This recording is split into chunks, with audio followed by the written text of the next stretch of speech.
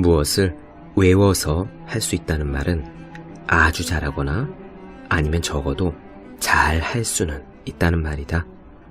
독일 작가 세바스티안 라이트너의 말입니다. 많은 학생들이 암기에 대해서 반감을 가지고 있습니다. 혹자들은 암기는 괴롭다라는 경험적인 바탕 위에 어차피 해도 잊어버리는 것이라는 무용론까지 더해져 암기 따위가 진정한 공부일 리 없다라는 분노 섞인 반발을 하기도 합니다. 그런데 과연 암기는 무의미한 것일까요? 법대생은 정의와 요건, 예외를 공들여서 외웁니다. 대법원 판례의 문구도 가능한 글자 그대로 외우려고 애쓰죠. 논리적인 사고는 언어로 구성됩니다. 그러므로 정확한 문구, 정확한 용어를 빈틈없이 구사하는 법률가가 더 논리적일 수 있습니다. 암기는 곧 논리를 담금질하는데 필수적인 공부인 셈입니다. 컴퓨터를 이기는 체스 챔피언은 수에서 앞서는 것이 아닙니다. 컴퓨터가 계산하는 경우의 수를 따라잡는 일은 불가능합니다. 대신 체스 챔피언은 세트 플레이를 암기해서 컴퓨터와 상대합니다. 되게 이황 선생님도 이해한 후에 달달 외우는 것의 중요성을 강조했습니다. 문장의 의미는 누구나 이해할 수 있습니다. 그러나 이해를 넘어 완전히 숙지하지 않으면 그 의미를 일상 속에 녹여낼 수 없다고 퇴계는 가르쳤습니다. 암기 위주 교육의 폐해가 지적된 지 오래입니다. 하지만 암기 위주 교육에 문제가 있다고 해서 암기 자체에 문제가 있는 것은 아닙니다. 암기하지 않고 공부를 잘하는 사람은 아무도 없습니다. 365공 비타민, 암기가 당신을 꿈에 닿게 할지니의 한 대목으로 시작합니다.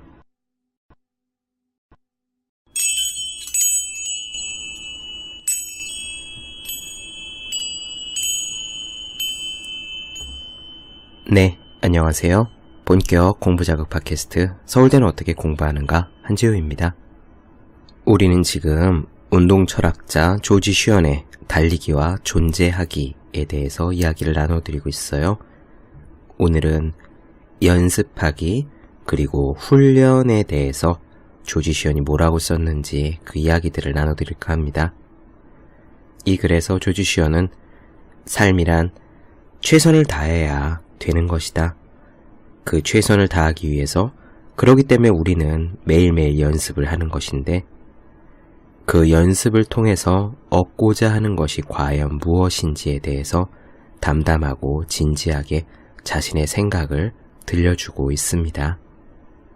우리가 학교에서 공부를 하는 것도 독서실에서 자습을 하는 것도 그리고 회사에서 일을 하는 것도 다음 단계로 나아가기 위한 그리고 우리가 원하는 어떤 모습에 도달하기 위한 일종의 연습이자 훈련이라고 볼 수가 있겠죠.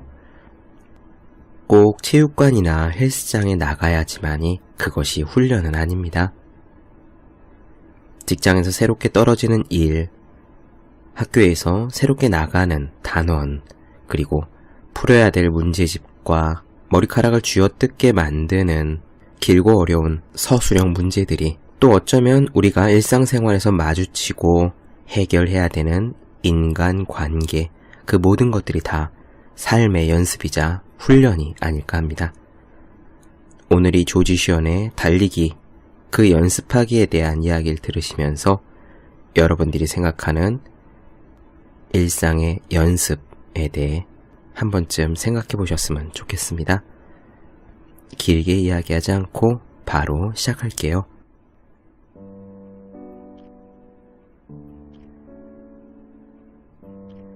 삶이란 위대한 실험이다.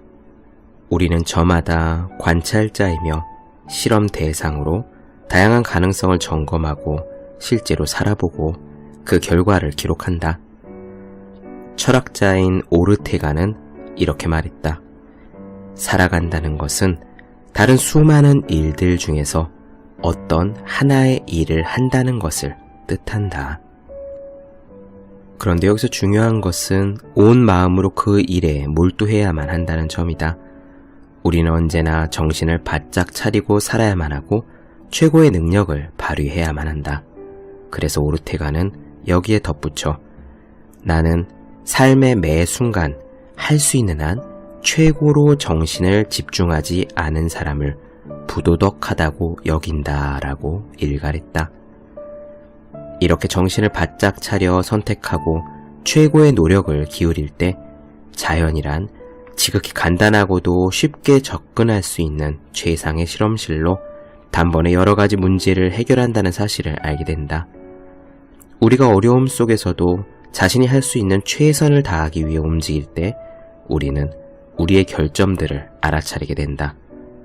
화가와 과학자와 철학자들과 성자들은 성공이 아니라 실패가 인간을 완성시킨다는 사실을 알고 있었다. 그리고 운동을 하면 그 사실을 누구보다도 빨리 알아차릴 수 있다. 그리스 아테네의 사람들처럼 러너는 매일 자기 능력을 최대로 발휘하면서 살아가려고 애쓰는 사람들이다. 언제나 자기 능력을 최고로 발휘할 수 있는 방법을 찾아 간절히 헤맨다.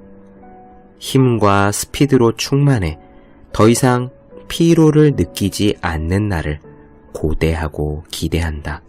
러너는 고대 그리스의 극작가 소포클레스가 한 다음과 같은 말을 이해할 수 있다. 제일 잘 사는 건 병 없이 사는 것. 매일 마음이 바라는 바를 넘어서는 멋진 힘을 지니는 것. 어떻게 하면 이렇게 될 수 있을까? 어떻게 하면 발을 헛디디지 않고 최고의 상태에 도달할 수 있을까? 플라톤은 재밌게도 운동선수들에게 도움이 될 만한 몇 가지 규칙을 이야기한 적이 있다. 술을 마시지 마라. 시칠리아식 요리를 먹지 마라. 코린트 출신 여자를 멀리하라. 아티카에서 만든 과자를 조심하라. 하지만 맥주와 피자와 따라다니는 여자들과 초콜릿을 포기하는 게 진정한 해답이 될 수는 없다. 플라톤도 그 사실을 아마 알고 있었을 거다. 플라톤은 훈련 중인 운동선수들이란 양과 같은 사람들이라 평상시에 가던 길에서 조금만 벗어나면 병에 걸린다고 말했다. 러너들은 출전하는 시합이 바로 평상시 가던 길에서 벗어나는 경우라는 걸 잘 안다. 시합에 나가면 러너들은 할 수 있는 능력 이상까지 자신을 밀어붙인다. 힘을 아끼고 가만히 앉아있는 대신에 다시 힘이 솟구치기를, 자신의 나이에 맞는 최선을 다하기를 기다리는 대신에 러너는 이번 주 일요일에, 다음 주 일요일에 그런 식으로 계속되는 시합에 참가할 때마다 그 순간 자신의 모든 것을 걸려고 한다. 언덕길을 달리며 내 능력의 한계가 어디까지인지는 다음번에 확인해볼까? 라고 생각하는 러너는 거의 없다. 가을이 되어 마라톤 대회가 줄을 이으면 이성적으로 생각하는 러너는 거의 사라진다. 그러나 중요한 것은 잘 달릴수록 정신을 바짝 차려야만 한다는 점이다. 마음의 욕망과 평범한 감기가 서로 뒤엉켜 싸우는 길 위를 달리기 때문이다. 너무 심하게 달렸다면 그 성취 뒤에는, 너무 과욕을 부렸다면 그 시합 뒤에는 끔찍한 결과가 기다리고 있을 수 있다. 그러므로 연습에 대한 흥미를 잃거나 시합 뒤에 며칠간 힘이 들 것을 대비해서 휴식을 가져야만 한다. 최근에 나는 일주일 동안 아주 힘든 시합을 3번 가졌는데 마지막은 홈델 파크에서 언덕길을 따라 달리는 10km 경기였다. 지켜본 가족들은 3km 정도를 뛰었을 무렵 내 얼굴이 너무 안 좋았다며 보스턴 마라톤에서 결승점에 들어올 때도 그 정도는 아니었다고 말했다. 내 아들은 당장이라도 나를 끌어내 시합을 포기하게 만들고 싶었다고 했다. 결승점에 들어왔을 때 결국 나는 5분 동안이나 꼼짝도 못하다가 결국 다른 사람들에게 신발을 벗겨달라고 부탁해야만 했다. 마라톤 시즌에 그렇게 해서는 안 된다. 하지만 그게 잘 안 된다. 역시 힘든 10km 달리기로 알려진 내셔널 매지터즈 달리기 대회가 그 다음 주에 반 코틀런트 파크에서 열렸다. 벌써부터 코감기 바이러스가 몸을 감싸는 느낌이었다. 그저 쉬는 일 이외에 더 좋은 방법이 없다. 방어 장벽이 완전히 무너지면 안 되기 때문에 나는 다음 달리기 시합을 위해 일주일 동안 쉬었다. 그리고 해냈다. 나는 올해 들어 가장 멋지게 달렸다. 그리고 그 다음 날에는 감기에 걸려버리고 말았다. 러너의 목표는 건강이 아니다. 러너의 목표는 최상의 능력을 발휘할 수 있는 몸을 만드는 것이다. 건강이란 그렇게 몸을 만드는 과정에 지나게 되는 어떤 것이다. 한 번도 발휘하지 못한 20%에서 30%의 능력을 끌어내는 과정에서 스치며 지나가는 정거장에 불과하다. 그러므로 러너는 자신의 최선을 다하기 위해서 건강을 희생하기도 한다. 자신의 몸의 한계는 넘어섰는데도 개인 기록은 마음에 들지 않는 상황이 생길 수 있고, 그러면 힘들 만큼 기력이 다하고 절망에 빠져 우울해지기 때문에 건강을 희생하면서까지 최선을 다하게 된다. 나 역시 수십 년에 걸쳐서 여러 번 이런 과정을 거쳤다. 1마일 달리기부터 시작해 마라톤까지 달리는 동안 나는 심하게 운동하거나 시합에서 탈진하는 게 가장 심각한 문제라는 걸 깨달았다. 그 과정에서 나는 테니스에 빠진 사람들이나 골프에 빠진 사람들처럼 앉으나 서나 경기 생각만 하는 자신을 발견했다. 나는 지쳐버렸다. 그래서 내 목표는 그 상태를 넘어서는 게 아니라 그 상태에 도달하는 것이 되었다. 달리기 연습 자체가 내 삶의 목표가 되고, 대회에서 달리는 것이 제일 즐거운 상태, 그리고 그 이상 눈앞에 보이는 절벽 너머까지는 나아가지 않는 상태 말이다. 내 절대적인 한계가 어디인지 알아보는 일을 하면서 나는 탐험가였던 아문센의 시도해보지 않고는 물러서지 말라는 말을 좌우명으로 삼았다. 과학이 거기에서 할 일은 없다. 두려움을 느낄 정도로 연습량을 한계까지 몰고 갈 때 나는 나만의 방식으로 그걸 깨닫는다. 대회를 피하고만 싶을 때, 다 집어치우고 쉬고만 싶을 때 한계는 드러난다. 수십 년에 걸쳐 달리는 동안 나는 훈련에 관한 2가지 규칙을 세웠다. 첫 번째, 무리한 연습보다는 부족한 연습이 낫다. 두 번째, 문제가 생긴다면 그건 무리하게 연습했다는 신호이니 덜 연습해야만 한다. 이건 대회에서 잘 달리지 못했다면 그것은 너무 연습을 많이 했다는 증거가 된다는 전설적인 육상 코치 빌 바우먼의 말과 같은 맥락을 갖는다. 이런 이유로 빌 바우먼은 무리한 연습을 피하는 한 가지 방법으로 힘든 훈련과 가벼운 훈련을 번갈아 하는 훈련법을 제시했다. 물론 대부분의 러너들과 코치들은 반대 의견을 내세운다. 그들은 대회에서 잘 뛰지 못했다면 연습량을 2배로 늘려야지 반으로 줄여서는 안 된다고 생각한다. 하지만 또다시 실패할 것이 분명한 대회를 기다릴 필요가 있을까? 자신에게 도움이 될 만한 좀 더 정확한 방법은 없을까? 있다. 내가 생각하기에 있다. 먼저 자신의 몸이 말하는 소리를 들어라. 그리고 자신의 건강 지수를 정확하게 파악하라. 우리 몸은 언제나 우리가 어떤 상태에 있는지 말한다. 그러므로 몸의 말을 들어라. 지치고 무기력할 때, 연습이 즐겁지 않고 성가시기만 해서 실증이 날 때 항상 귀를 기울여라. 아침에 일어날 때 머리가 몽롱해지거나 맥박이 불규칙하다는 사실을 알아차렸을 때는 한 발 물러서라. 오한이 느껴지거나 목이 따갑다면 속도를 늦추도록 하라. 불쾌한 불면증이 계속된다면, 아니면 아침에 깨어났는데도 기분이 상쾌하지 않다면 조심하라. 주의력이 떨어지고 집중하지 못하게 될 때는 느긋하게 마음을 먹어라. 이 모든 것들에 귀를 잘 기울이는 그런 연습을 하라. 네, 어떻게 들으셨나요? 저는 이 부분에 이 문장이 너무나 좋았습니다. 조지 슈어는 말하지요. 나의 목표는 그 상태를 넘어서는 게 아니라 그 상태에 도달하여 이르는 것이었다.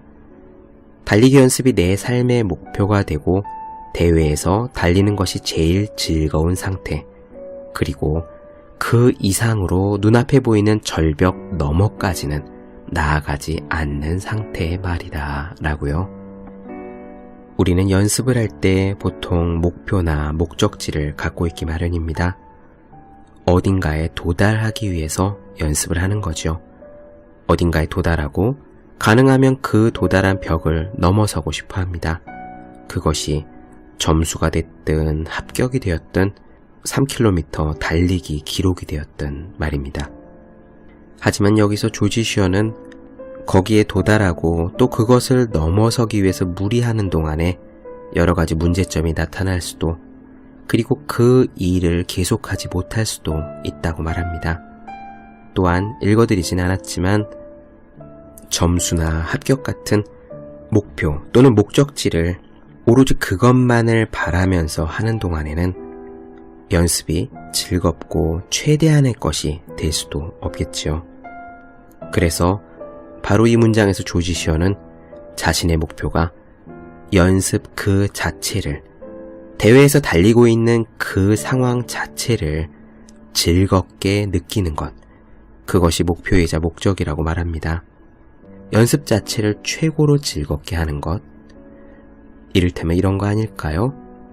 영어 공부를 하는 학생이 토익 점수 900점이 넘기 위해서 오로지 그 목표만을 바라보고 괴롭고 지겨운 영어 공부 시간을 하루에 2시간 이런 식으로 잡아두고 꾸역꾸역 채워나가는 것이 아니라 목표 자체가 그냥 하루에 2시간쯤 즐겁게 영어 공부하는 것, 바로 그것이 목표가 되는 거예요.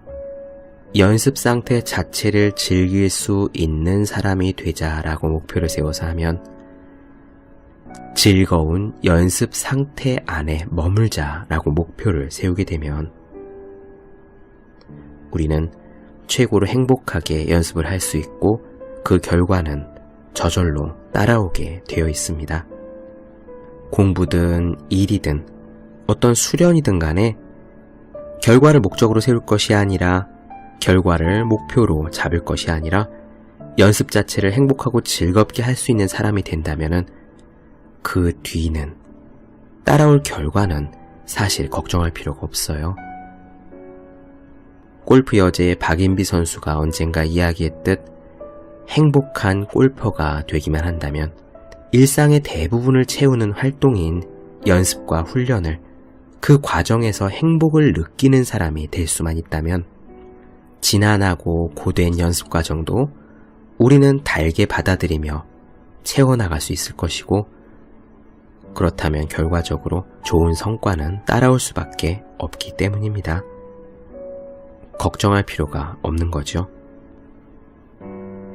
저는 이 부분을 읽으면서 장자의 양생주 편에 나오는 한 짧은 문장이 떠올랐습니다. 양생주란 생명을 북돋는 데 있어서 중요한 일들에 대한 편이거든요. 거기에 이런 문장이 나옵니다. 손가락은 장작을 지피는 일을 할 뿐, 불이 전해지면 그 불은 꺼짐을 모릅니다.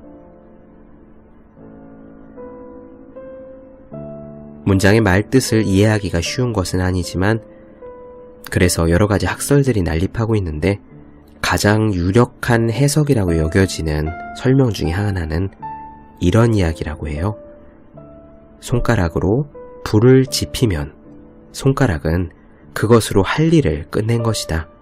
그렇기 때문에 불이 계속 타든지 꺼지든지 하는 것에 대해서는 알 필요가 없다라는 해석입니다. 장자라는 책 자체가 절대 자유, 대자유의 경지를 논한 이야기인데요. 이렇게 장작을 지피는 일을 하는 손가락이 한번 불을 피워놓았으면은, 그래서 자신이 할 일을 다 했으면 그 불이 계속 타오르든지 말든지는 자신이 어떻게 할 수 있는 영역이 아니다. 그러므로 그 결과에 집착할 필요가 없다라는 이야기라고 그렇게 생각이 되는데, 마치 사람은 사람이 할 일을 다하고 하늘의 뜻을 기다린다라는 진인사 대천명 같은 말이기도 합니다. 연습과 그 성과에 대한 관계도 이와 비슷하게 생각한다면 우리는 괴로움 없이 즐겁게 연습할 수 있지 않을까 생각해요.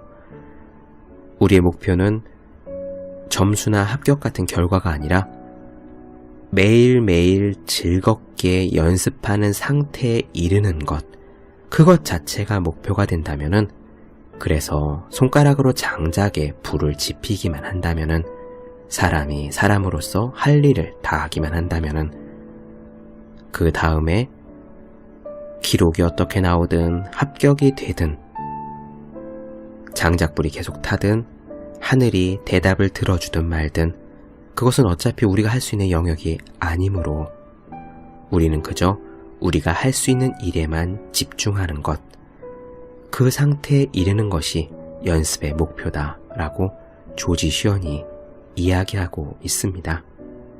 이 부분에서 인상적인 구절, 저는 한 가지가 더 있었어요.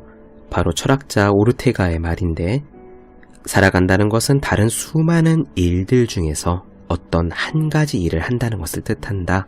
그러므로 삶의 매 순간 할 수 있는 한 최고로 정신을 집중하지 않은 사람을 나는 부도덕하다고 생각한다. 네, 가만 생각해보면 정말 그렇습니다. 우리는 살아있는 동안 매 순간 어차피 딱 한 가지 일밖에 할 수 없습니다. 저는 지금 이렇게 말하고 있고요. 식사를 할 때는 밥을 먹어야만 하고 샤워를 할 때는 열심히 몸을 씻어야만 합니다. 씻으면서 밥을 먹는다든지 제가 이 방송을 하면서 다른 책을 본다든지 우리는 어차피 한순간에 한 가지 일밖에 할 수가 없지요. 물론 이 세상이 지금은 허상이라고 밝혀진 멀티태스킹을 요구하는 사회이기도 하고, 이를테면 대학생분들 같은 경우에는 학점이다, 봉사다, 토익 점수다, 인턴이다 등등 해서 많은 스펙들을 따야 되기 때문에, 그래서 해야 할 일이 굉장히 많은 것처럼 부담스럽게 다가오지만 어쨌거나 한 번에 할 수 있는 일은 한 가지이며, 우리가 바로 지금 이 순간 하고 있는 일은 딱 한 가지일 수밖에 없습니다. 마치 모래시계에서 수많은 모래알이 아래로 떨어지더라도 한 번에 그 구멍을 통과하는 모래알은 딱 한 알인 것과 마찬가지죠. 그래서 저는 이렇게 산다는 것은 세상에 있는 수많은 일들 중에서 이 순간 딱 한 가지를 한다는 것, 바로 이 문장을 생각하면서요, 두 가지를 얻게 되더라고요. 우선 첫째는 할 일이 많이 있더라도, 오늘 해야 될 투두 리스트가 꽉 차 있더라도 스트레스가 대거 사라졌습니다. 아침에 컴퓨터를 켰을 때 윈도우 기본 프로그램으로 깔려있는 스티커에 오늘 할 일이 빼곡하게 차 있어도요, 저는 어차피 한 번에 한 가지 일밖에 할 수가 없으므로 그냥 그거 하나하나에만 집중해서 처리하면 그뿐입니다. 남아있는 수많은 할 일들에 고민을 할 필요가 없어지죠. 지금 흘러가고 있는 그 모래 한 알에만 집중하면은 앞으로 내가 흘려보내야 할 모래들이 산더미와 같다, 태산과 같다라고 할지라도 스트레스가 확 줄어듭니다. 그냥 지금 읽고 있는 그 글, 지금 작업하고 있는 그 프로그램, 지금 나르고 있는 그 짐, 거기에 집중하면 되기 때문이죠. 그리고 두 번째, 오르테가의 이 문장을, 살아간다는 것은 다른 수많은 일들 중에서 어떤 하나의 일을 한다는 것을 뜻한다라는 이 문장을요, 스스로에게 질문하는 습관을 들이면은, 그래서 종종 그냥 아무 뜻 없이 자신에게 물어보면은요, 지금 나는 무엇을 할 때인가 라고 자문하게 되고 스스로의 몸가짐을 바르게 할 수 있습니다. 우리는 사실 매 순간 무언가를 해야 할 일이 있긴 합니다. 그것이 공부나 일이나 운동이 될 수도 있고, 아니면 설거지, 청소기 돌리기, 빨래 털기, 아니면 양치질이나 잠잘 준비를 하는 것일 수도 있습니다. 어쨌거나 이 세상에 있는 수많은 가능성, 그 많은 일들 중에서 우리는 지금 설거지를 하고 양치를 하고 잠잘 준비를 하고 있는 것이겠죠. 지금 해야 할 일이 바로 그 일이라면 그 한 가지 일에 최선을 다해서 최선을 다해 양치하고 최선을 다해 설거지를 하며 최선을 다해 이부자리를 펴는 일, 그것이 우리가 바로 지금 이 순간 해야 할 일일 겁니다. 그리고 이것이 바로 수많은 스승들이 우리에게 이야기한 행복으로, 그리고 절대 자유로 향해 가는 길이 아닌가라고 저는 생각합니다.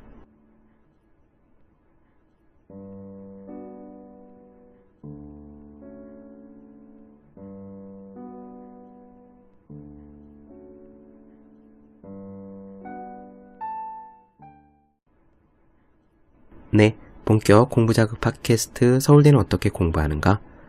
오늘은 조지 슈언의 달리기와 존재하기 중에서 연습하기에 대한 이야기를 나눠드렸습니다. 더 많은 이야기가 궁금하신 분들은 제 네이버 블로그 허생의 즐거운 편지 혹은 다음 카카오의 브런치 한재우의 브런치를 찾아주시면 되겠고요. 또 매일매일 공부하시는 분들, 여러분 주변에 매일매일 공부하시는 그분들을 위해서 하루 한 페이지씩 읽고 공부할 의욕을 북돋는 책, 보기만 해도 공부하고 싶어지는 365 공부 비타민을 선물해 주시면 좋을 것 같습니다. 오늘 여기까지 할게요. 저는 다음 시간에 뵙겠습니다. 여러분 모두 열심히 공부하십시오. 저도 열심히 하겠습니다.